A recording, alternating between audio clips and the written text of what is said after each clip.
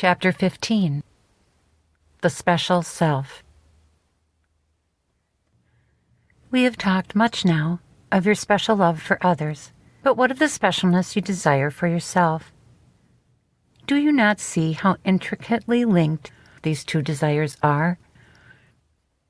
The desire to give and receive specialness is the driving desire of your life, and the world you see but reflects this desire. Love's opposite would not exist but for your invitation of it. All hate, guilt, shame, and envy are but the result of your creation of an opposite to love through specialness. All the maladies of the current time, as well as those of history, would give way to love without the interference of all that would make special. You think issues of survival rule the world, and so they do, but they would not if it were not for your need to be special. Transportation would be transportation rather than a status symbol. Without a desire for specialness, a person would have no need for status at all. Beauty would be what it is and not what products would make it. Without a desire for specialness, a person would have no need for products at all. Wealth would be the happy state of everyone, for without specialness to feed, there would be neither want nor hunger. Without a desire for specialness, there would be no war, for there would be no reason to break the peace. No land would be considered more sacred to some than others, no resources withheld, no people deemed subservient. What harm is there in specialness? Only all the harm you see within the world. While you desire specialness for yourself, your true self will remain hidden and unknown, and since this is a course that seeks to reveal your true identity, specialness must be seen for what it is, so that you will desire it no longer. You can have specialness or your true self, but never both. The desire for specialness is what calls your little self into being. This is the self that is easily wounded, the self that takes on grievances and refuses to give them up, the self that is prone to pettiness and bitterness, resentment and deception. Be truthful as you examine yourself, and you will see that this is so. It is more difficult to see that this desire for specialness does not stop with what would bring misery to your own mind and heart. Perhaps the leader of some impoverished country brings misery to others with his desire for specialness, but not you. Yes, taken on a grand scale, you can see that this desire can wreak havoc, but still you would not believe that your own desire for specialness, or to make another special, could make a difference to many, or possibly even to anyone. You just want to love your mate and children, your parents or your friends, and would be quite content to have them think you special and to make them special to you. Out in the wider world, you think you are anonymous, and so are they. If within the small sphere of those they love, they cannot be made to feel special, and you along with them, then what is the point of being here at all? For this is indeed the point you have made of your life. And so within this small sphere, you do what is necessary to maintain your specialness and that of the others within it.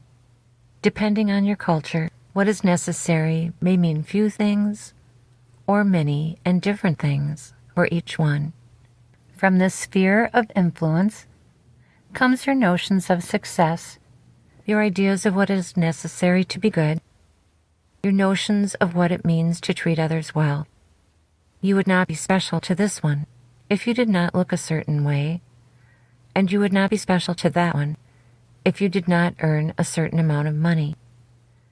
You would not be special if you did not give this one certain gifts and opportunities, nor would you fulfill your responsibility of making this one special if you did not do so.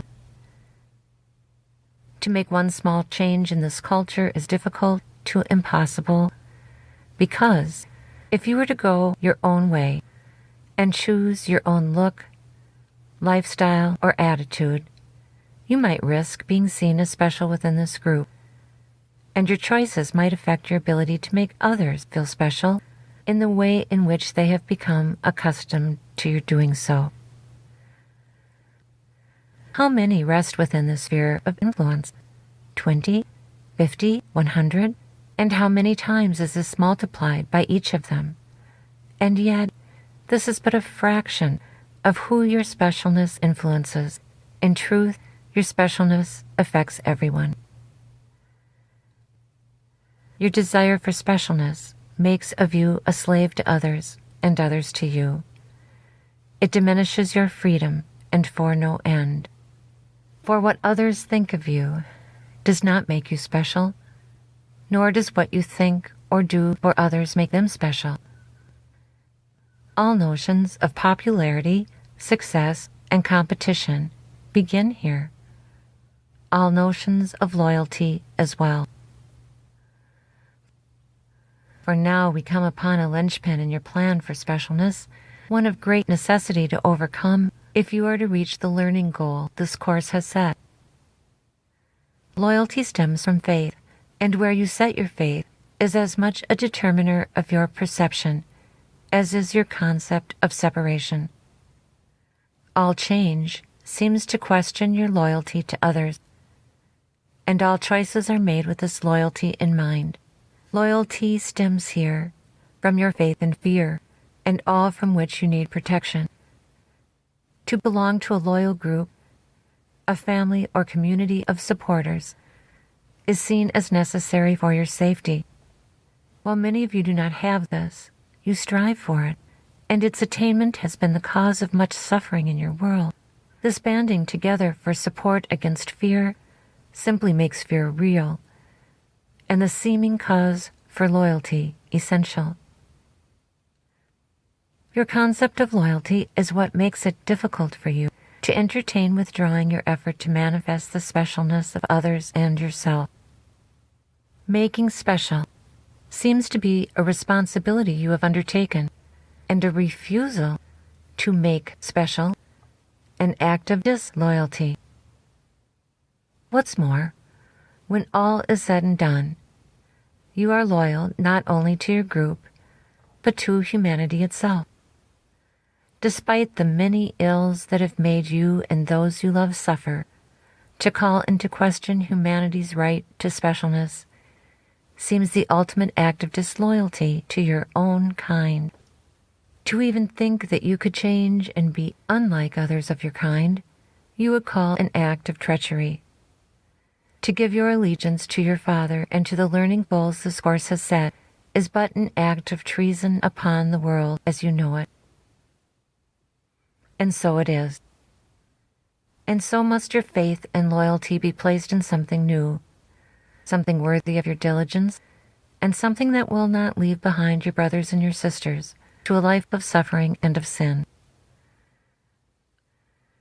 All suffering and sin comes from specialness, and so it is but specialness you must leave behind.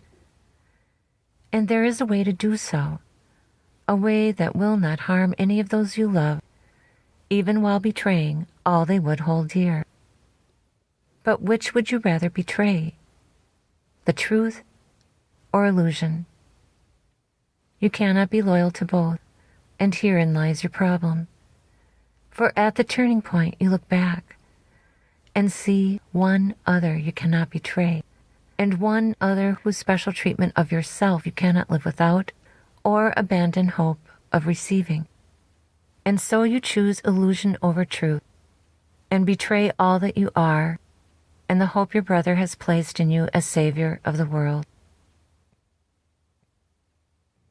You who still fantasize that you can have it both ways, give up your fantasy and realize that real choice lies before you. No, this is not an easy choice, or it would have been chosen long ago, and saved much suffering and put an end to hell. But it also is not a difficult choice, nor one that is, in truth, yours alone to make. This choice cannot be made without your brother, and is indeed your brother's holy choice, as well as his birthright and your own. You only need be open to the place that no specialness can enter, and bid your brother choose for you, for in his choice you join with him and with your Father. In this choice lies one united will for glory that knows neither specialness nor separation. In this choice lies life eternal,